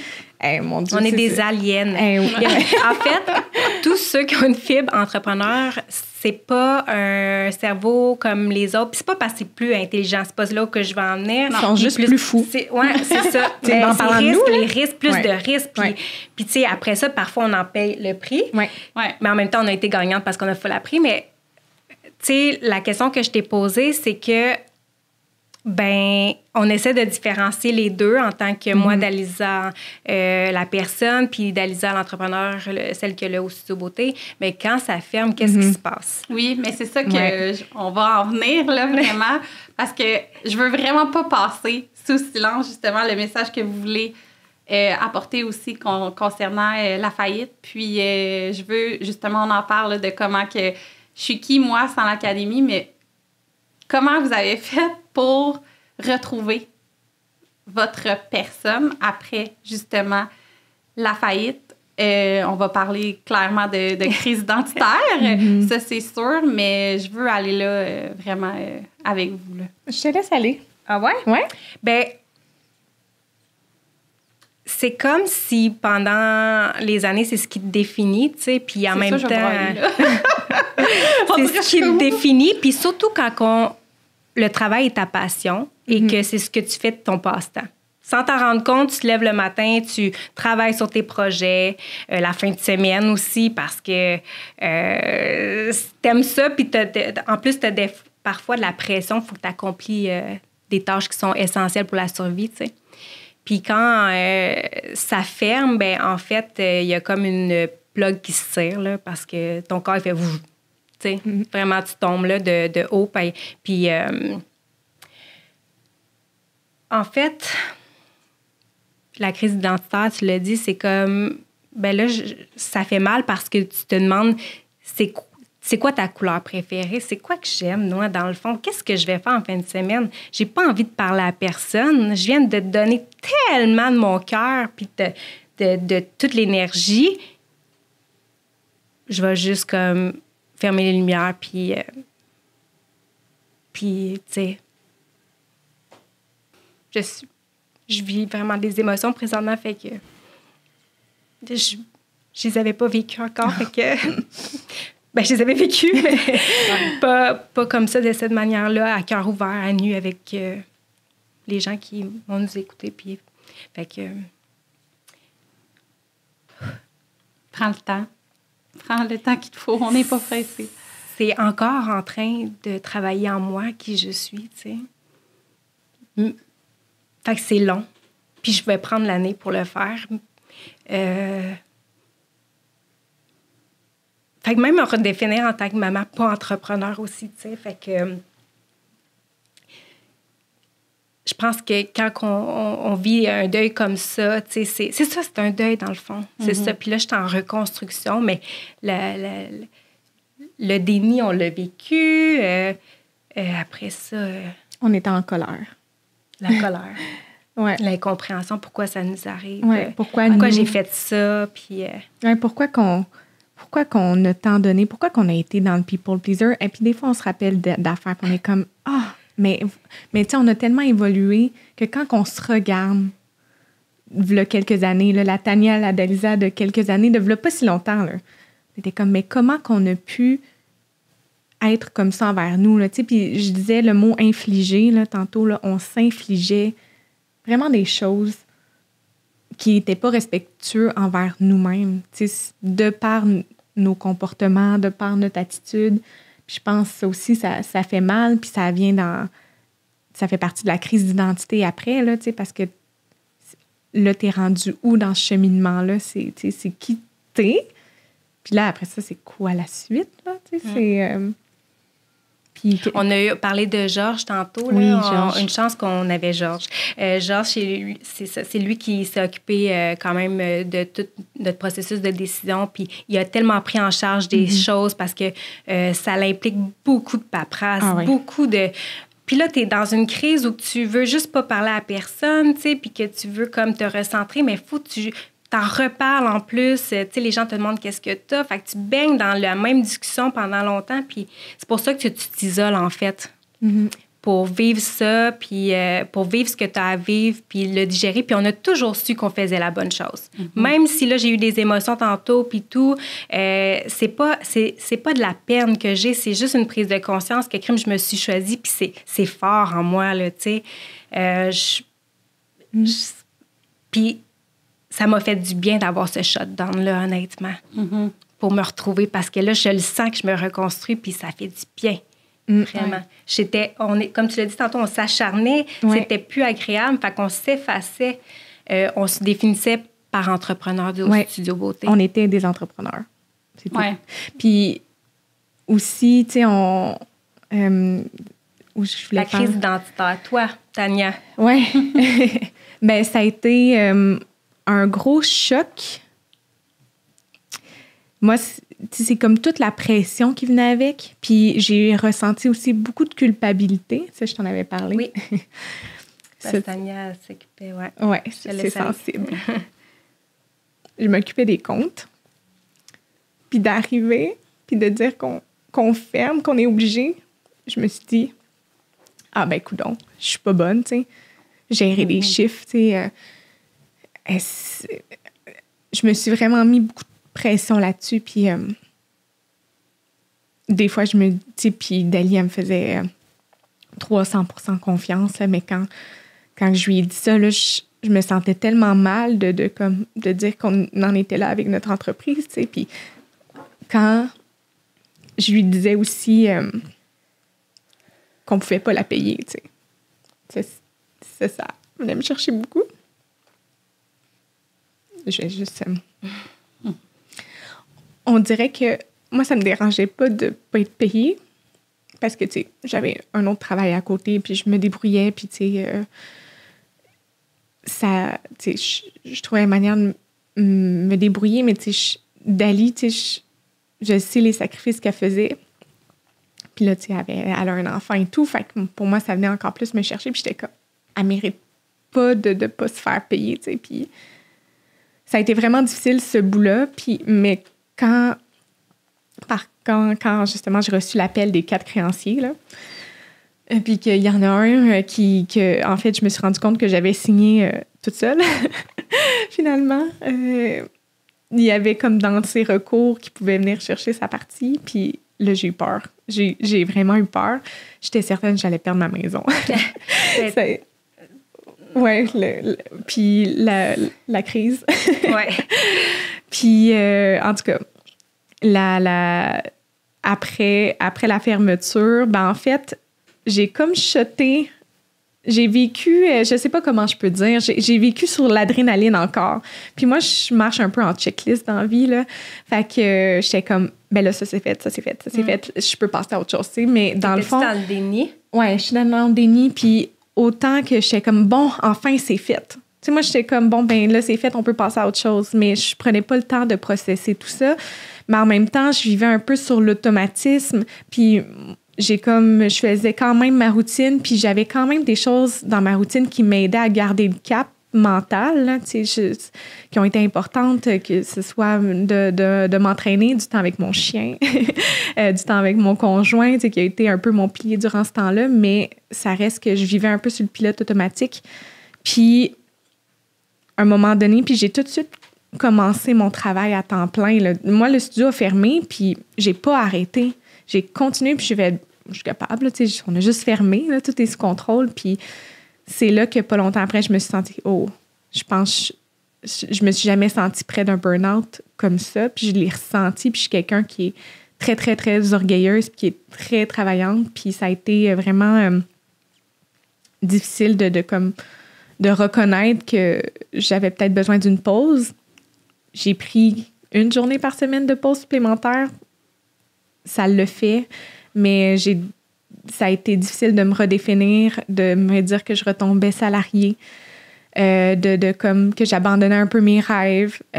Puis après ça, comment je me suis remontée? Ben au contraire, je me suis dit, ben toutes les choses que j'avais mis de côté dans les dernières années, c'est quoi mes passions? J'en ai tellement plein de passions. Puis c'est pas juste le travail, tu sais, la vie, c'est pas juste le travail, il y a tellement d'autres choses, tu sais, je me prépare à d'autres étapes de ma vie, puis là, je suis allée en voyage toute seule, réaliser un rêve, cours de plongée, on est allé sauter en parachute. Je m'en allais le dire, c'est tellement significatif, là, tu sais, pour en venir à la crise identitaire après une fermeture, une faillite, quand c'est l'entreprise qui te représente, ben tu sais, il faut que tu fasses des actions qui sont peut-être significatives pour fermer, tu peux fermer ça dans le positif, là, tu sais, on est allé dans le petit coin sombre, mais tu sais, on a sauté en parachute, t'es parti en voyage. Moi, je me suis reconnectée, j'avais de la gratitude d'avoir du temps avec mon garçon, de faire mes devoirs, les devoirs avec lui, ma tête toute là, puis j'avais, tu sais, fait qu'il y a comme du beau en arrière. C'est une décision qui a un processus de décision. La décision, elle est difficile à prendre, elle est longue, mais après ça, c'est juste du beau qui en découle. Ouais. Puis moi, mettons, juste le bruit mental, il a arrêté. Puis ça, c'était un cadeau que j'avais sous-estimé. ce bruit-là constant. Puis je l'ai aimé, là. Je suis comme une addict, là. J'adore l'adrénaline, puis je le fais autrement dans mon quotidien, mais pour ça qu'on a sauté en parachute. Ouais, là, j'ai vraiment aimé ça. C'était tellement significatif, là. On l'a dit, en plus, on se l'est nommé Nouvelle vie, Renaissance. Oui, c'est le même aussi que je me sens. C'est ce qu'on est en train de... Puis c'est pas fini parce que ça fait juste 6 mois. Fait qu'on est en train de se reconstruire. Moi, mon mot, c'est renaissance, c'est plénitude. C'est ça que je veux atteindre. Puis de vraiment redécouvrir la créativité en moi qui n'a pas juste en lien avec une business. Puis j'adore le monde entrepreneurial. J'adore, sincèrement. Mais comment je peux remettre cette énergie-là autrement dans ma vie quotidienne, mais qui va autant m'apporter. Fait que c'est encore un travail parce que il y a des semaines où je suis vraiment pimpante dans tout, puis il y a d'autres semaines où c'est plus difficile, mais au final, je remercie parce que c'est une libération. C'est vraiment une libération. On n'aurait pas pu prendre meilleur chemin. C'est comme quitter une relation toxique. Ah oui, c'est vraiment ça. C'est très difficile. Après ça, tu te rends compte que t'en avais plus de besoin de cette relation-là, puis c'est correct. Fait que Charelle, si on avait un truc à dire, c'est de trouver d'autres choses à faire que de travailler la fin de semaine. Puis c'est de te reconnecter avec toi, parce que sinon, Puis c'est peut-être pour ça qu'on a eu une aussi grosse crise, nous. C'est de pas s'oublier en tant qu'entrepreneur, en fait, de qu'est-ce qu'on aime, puis de pas, comme tu as dit tantôt, là, que tu travailles, c'est ta passion, puis tout, mais faut se retrouver. Oui, c'est correct que ce soit notre passion parce que sinon, tu sais, il y a des choses qui avanceraient pas, puis le monde a besoin de gens passionnés. Mais on peut être passionné par d'autres choses qui nous remplissent. Tu sais, la roue de la vie, c'est pas juste une pointe. Tu sais, il y en a d'autres, puis je pense que c'est ça. Si on en paie le prix un jour, puis l'équilibre est pas vraie, là, dans le sens qu'elle n'est pas parfaite, elle ne sera jamais parfaite, mais il y a des choses qu'on peut aller rechercher qui nous aident à nous sentir complètes. Oui. Moi, c'est ça un peu aussi, quand j'ai parti le podcast, là, on est juste au 2e épisode, mais tout le monde me disait, ben là, il y a des gens qui gagnent de l'argent avec ça, Là, j'étais comme, wow. Moi, là, j'ai envie de faire un projet. C'est qui le monde? C'est une blague. Parce qu'on dit souvent ça, mais c'est qui le monde? Continue, excuse-moi. J'ai envie de faire un projet que je regarde pas les chiffres, que je regarde pas les vues, que je regarde pas les statistiques, que je regarde pas rien. Je veux juste le faire parce que ça me fait plaisir. Puis j'ai tellement de fun à faire ça parce que comme là, je suis comme, OK, tu sais, j'ai l'impression de prendre du temps pour moi, justement, quand que je suis ici. Puis, j'ai pas envie d'analyser. J'ai pas envie d'aller regarder combien de gens ils ont liké ma photo parce que c'est ce que je fais à longueur de temps. On met un post, une publication sur l'Académie. Ah, ben là, ça a-tu reach assez de monde? Là, j'ai pas envie de ça. J'ai juste envie de comme... Puis moi, c'est comme ma petite façon que j'ai trouvée pour le moment d'essayer de me sortir un peu de mon quotidien puis de justement pas analyser tout, là, parce que ça fait du bien de pas tout analyser, tu sais.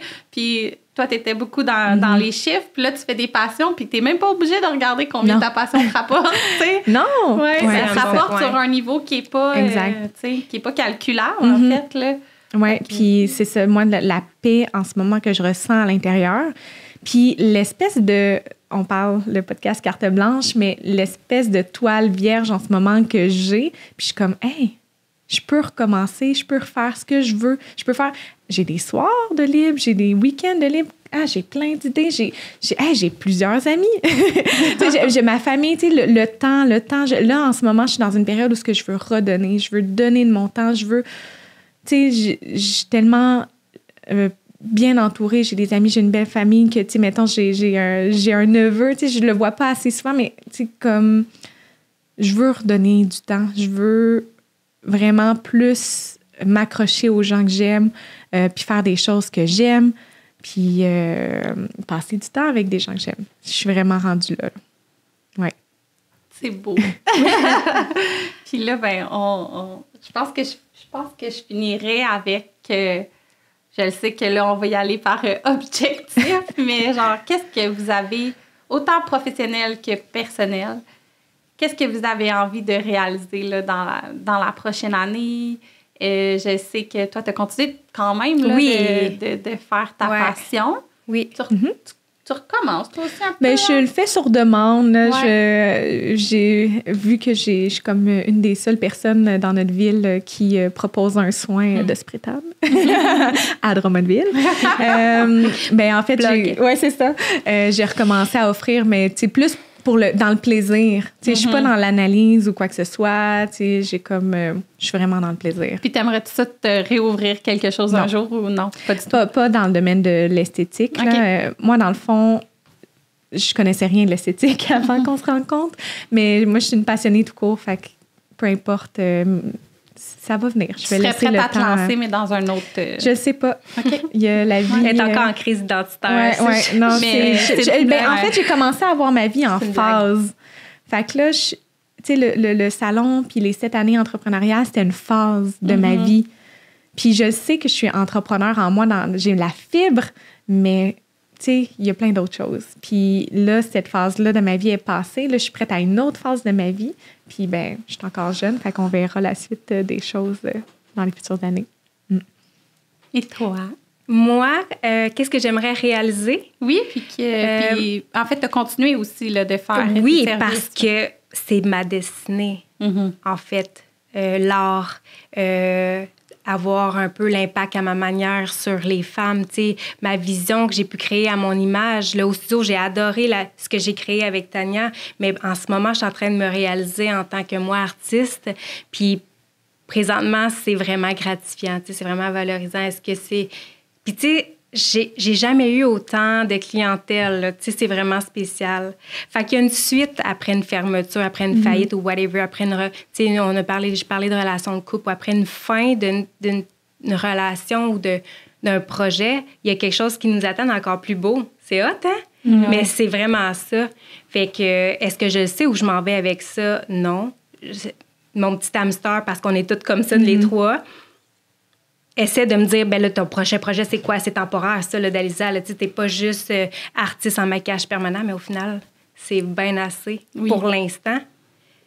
Puis qu'est-ce que je voulais rajouter avec ça, c'est que, tu sais, l'entrepreneuriat, être gestionnaire, ce n'était pas moi, en fait. Donc, j'ai eu l'impression d'être imposteur pendant longtemps, mais c'est que j'étais pas dans les bonnes... pantoufles, nécessairement. Mais pas dans les bonnes, mais je suis pas une gestionnaire. Je suis une artiste. Oui, je suis entrepreneur à ma façon, mais... Vous comprenez? C'est un peu dans mes mots, là. Mais... fait que c'est ça. Fait mais ça t'a permis de réaliser, justement, que t'étais pas... Ouais, puis tu sais, après ça, c'est comme... Oui, je suis artiste en maquillage permanent, mais je me découvre présentement d'autres skills. Fait que c'est où ça va m'amener, j'en ai aucune idée. Je laisse la vie... me créer le chemin, là.